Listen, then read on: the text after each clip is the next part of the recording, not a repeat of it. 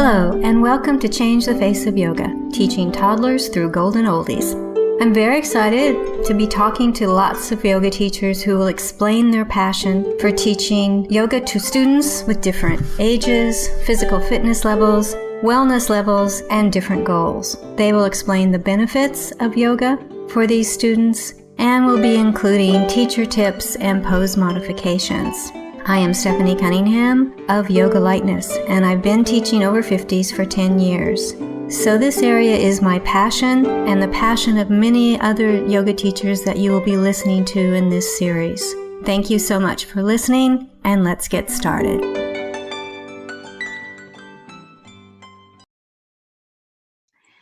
This is Changing the Face of Yoga, and this is episode 105.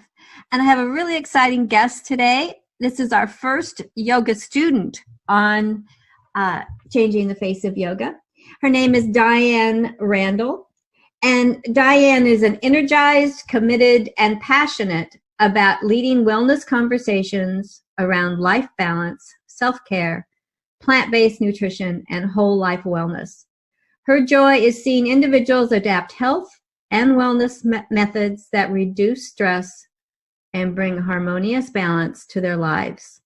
She excels at equipping business professionals with workable wellness advice and strategies that meet their demanding lifestyle. And she's been a yoga student for 12 years. Welcome, Diane, and I'm really glad to have you on the podcast. I think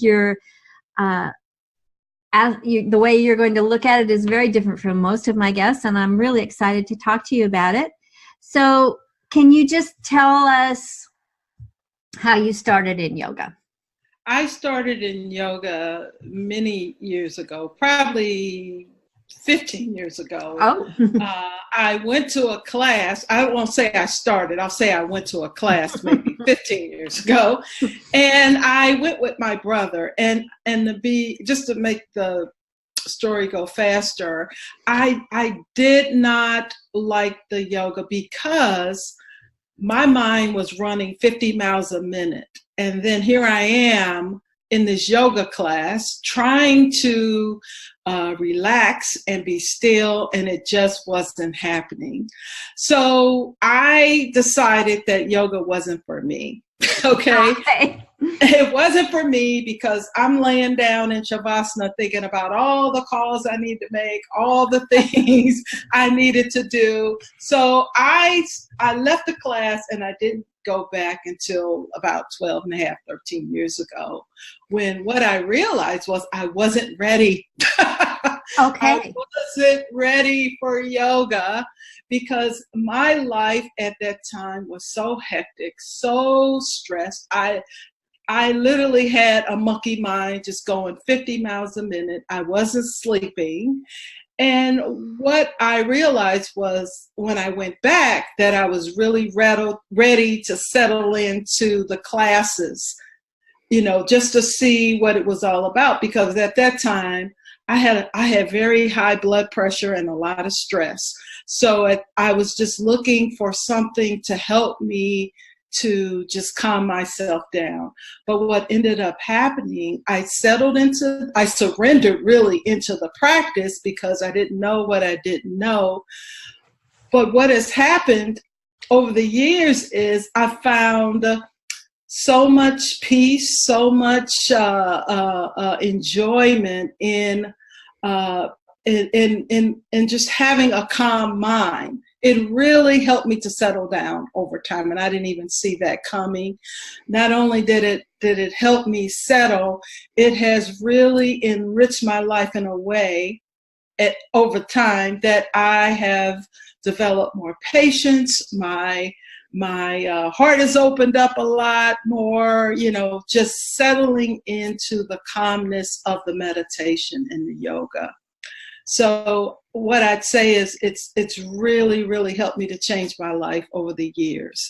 And I've taken some of the practices that I've learned to help not only to center my clients, my students, whoever I'm with initially, but I help people to just clear any any noise or chatter that is in their heads before I start a class or I start a coaching session or I start just consulting. So it's really allowed me to just be present with people in my life as far as my work and my home life. I see. Well, as teachers and therapists, we all know this, but it's so exciting to hear that it really worked well for a student because sometimes, but that you had to be ready to accept it first. Yes, I had to be ready. And I was like, this is too slow for me. I don't want to do this anymore. And I'm like, I don't know what that's about. But I recognized that I wasn't ready. I really wasn't ready at that time. That's a good thing for us teachers to know when, somebody comes to class and never comes back. It's not to put it on ourselves all the time, right, but to say, right, hey, maybe they just weren't ready to do yoga yet. Exactly. Yeah. So you did yoga, and how long do you think it took you through learning these tools and stuff to really see that significant emotional and physical difference? What I can share with you is that I've seen it over time. Mm-hmm. I've noticed, I'll just say I've noticed and observed myself over time because, it's not like you know that all these different things are going to happen to enrich your life.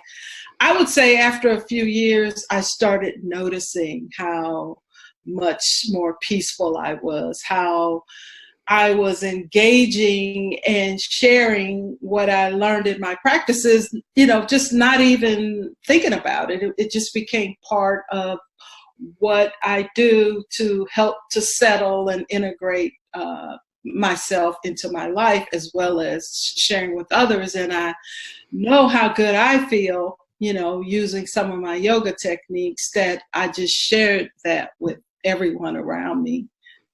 Okay. And those yoga techniques are like grounding and breathing, or what? It's mainly grounding, it's breathing, and sometimes it's just closing our eyes, and sometimes I'll say a mantra and have my people close their eyes, and I'll say a little mantra just to get everybody centered. Okay. Yeah. Okay. So you're mainly working with people that are really stressed out. Is that correct? Stressed out, and when you're running, and then you meet up, whether it's at a coaching session or a class, most of the time your mind is not in the room yet.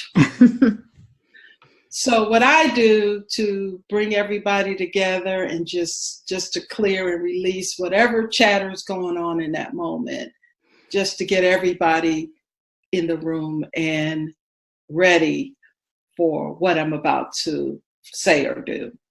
Okay. So what kind do you give them? What we would call yoga tools, but tools of any kind that help them when they're not in the room with you?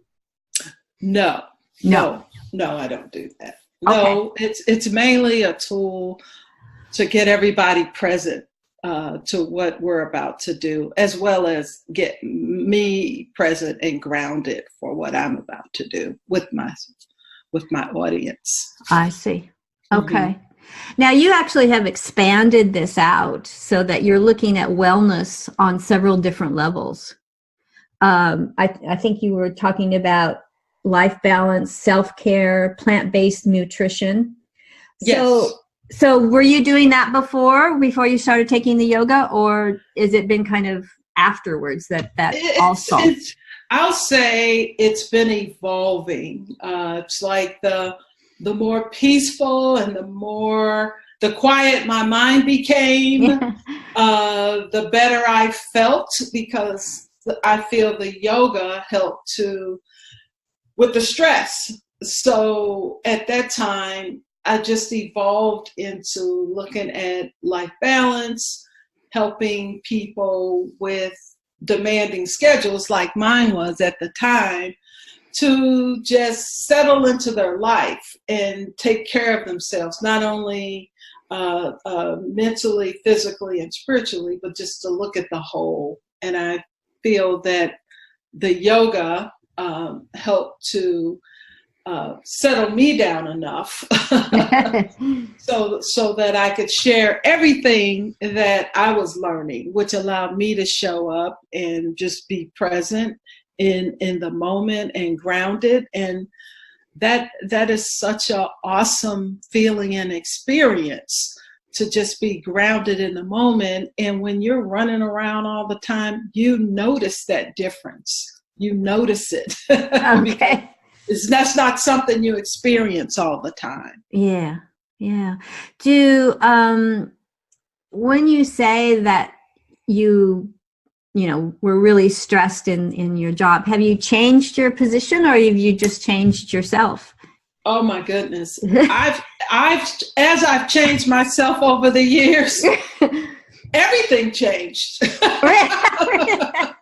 Really? Everything changed. I definitely don't have a stressful life anymore. Two things: my kids grew up, for one thing. Well, I go with that one, yeah. Especially those teenage years, right? Yes, but I've evolved so much into this person who loves the quiet.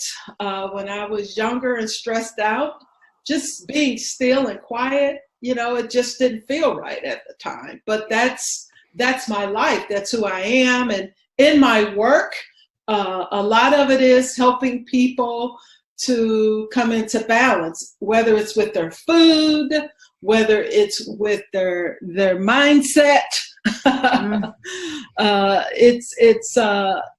It's just been awesome, because I feel that all that is in alignment with my life and the work I do. And I still go into corporations to do consulting work. But what I notice is over the years, I've just evolved it into this practice where I go in and I can just share. It's not that stressful energy that I used to just carry everywhere with me. Okay. Yeah. So you really have taken yoga off the mat and used it in your life, not just in the class. Is that a fair statement? That is a correct statement, because I use all the tools that I've learned to help me to change from the inside out, and to be able to quiet your mind just for a second. That is huge. Mm-hmm. That is huge. So I've wanted people that I encounter, that I come into contact with, to experience the same thing. To slow that mind down, to the point where for the last 5 years, I go to silent retreats. Oh, really? Wow. Yes. That's a big step. That's a big step. I go to yoga. Part of the retreats is yoga. I love yoga because it's such a calming. Not only do I get to stretch my body, into all the different positions, but when I want to check out and just go somewhere and calm down, yoga is usually involved, even on the silent retreats that I've gone to for the past 5 years. Okay. You say that you help people with self-care, and there is a certain level, shall we say, of burnout among yoga teachers.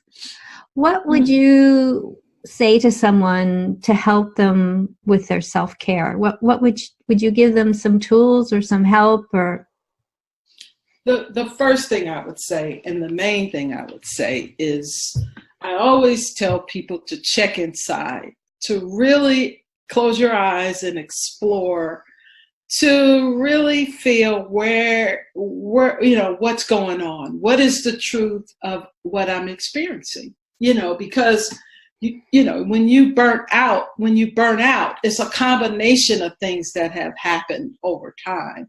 And it's being honest and authentic about what may be going on inside, whether it's not setting enough boundaries. I mean, there's a lot that goes on with self-care. It's a lot of it, and I teach this too, is checking inside. Are there boundaries that you need to set? Are you doing too much?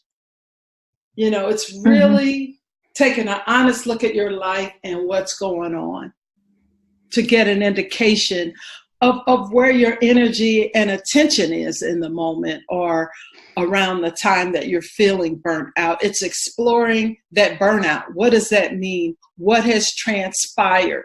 Why am I in the current situation? It's exploring that, not just looking at it as burnout. How did I arrive here? It's really digging in and exploring that. Okay. But as you experienced, you would have to be ready to do that. I'm sure it could be a little off-putting, perhaps is the word, that, to really dig into yourself and see what's happening. Sometimes you just kind of ignore it. You've really said it, because if you're not ready, then, you're not going to figure it out. No. But you have to, like you just said, you have to be ready. And if it's off-putting, then it's like, okay, what is that off-putting about? Yeah, really. Why am I feeling that way? And it, in everything I do, it's about, I tell everyone, it's about being authentic, being honest about what is really going on here. Just being honest with yourself about it. And you know what? Once you figure it out, you may not be ready to deal with that. And that's okay too. Okay. But the changes happen when we're ready to explore, to dig inside and make a what I call a mindful change, is to dig in, to really figure out what's going on and try to change that from the inside out. Okay. And do you have any tips or tools if somebody's at that point to help them make that change from the inside out? Well, let me tell you what works for me, and I've had so many years for this. What I do now is I don't start trying to figure things out. I sit with myself. I sit and I'm still and I'm quiet, and I sit, I'm quiet, and then a lot of times if you quiet your mind down, the answers start coming forth, So if I'm stressed out, maybe if I could just sit down and be quiet for 5 minutes, maybe even close my eyes, maybe some truth about what's going on will come forward, because you've quieted your mind down enough and you're still enough for something to come in to give you some ideas. At least that is what I do now. I'll say, oh my goodness, I need to do something and I don't know what to do in this moment. So now I say, you know what? I'm just gonna sit with this for a while, see what comes up. Okay. All right. Well, I love this aspect of yoga that we've never explored before. I've seen it from the student's point of view, and I think you've just done a great job of explaining how you've embraced yoga and and taken it, into all parts of your life. But I would like to know if there's anything that either you think we haven't covered in enough depth, or that you would like the listeners to know that we haven't covered at all, since we're coming to the end of the podcast. But I'd like you to have that opportunity if there's something that you want to say. No, I would just like to leave the listeners with just taking a minute to just be quiet and be still and see if something comes up. See if something comes forward in terms of something little that you can use to just make your life a little bit better. If you're looking at maybe self-care or life, making your life more balanced. It's just sitting quiet and seeing what you need in that moment. Okay, thank you. Mm-hmm. I do want to mention that Diane has written a book. Diane, the title is Jumpstart your life, That's it. find your motivation, and change your life one step at a time. Yes, I downloaded the book today because I have Kindle, and what I was impressed with was all of the really practical tools that you had in there about, going through negative self-talk and self-care and getting balance. It was all very well done, I thought. And I wanted to say that Thank you. Thank you very much. It was a workshop that I've taught for 10 years that I decided to put into a book because I used those exercises to really help people not only free their lives up, but learning how to focus on the part of your life that needs your attention and energy. And we have to give ourselves permission because there's so much negative self-talk about why are you doing this? It's just giving ourselves permission to dive into our lives and see what's going on. Okay. Well, for people that are experiencing stress or burnout, I thought it was a very usable resource. And so I just wanted to mention that. Diane didn't mention it, but I thought it was important. And I appreciate that. Thank you so much. You're welcome. Well, thank you, Diane. I'm so glad that you came on. Like I said, I'm so excited we have a yoga student. And I think that you really showed what yoga can be to people who do not want to teach it or be a therapist, but just live with it like you do. Thank you so much. Thank you, Diane. All right. Bye-bye. Let's see. Bye.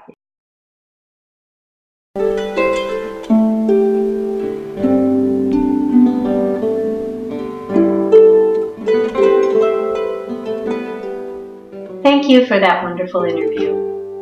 If you would like to be a guest on Changing the Face of Yoga, please go to my website, www.yogalightness.com.au, and under the Changing the Face of Yoga tab, you can complete Be Our Guest form.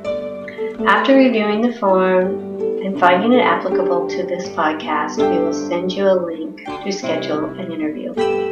Please download, review, and tell your friends of any podcasts that are of interest to you and to them. If you would like to contact me, send an email to info@yogalightness.com.au. And thank you for listening to Changing the Face of Yoga.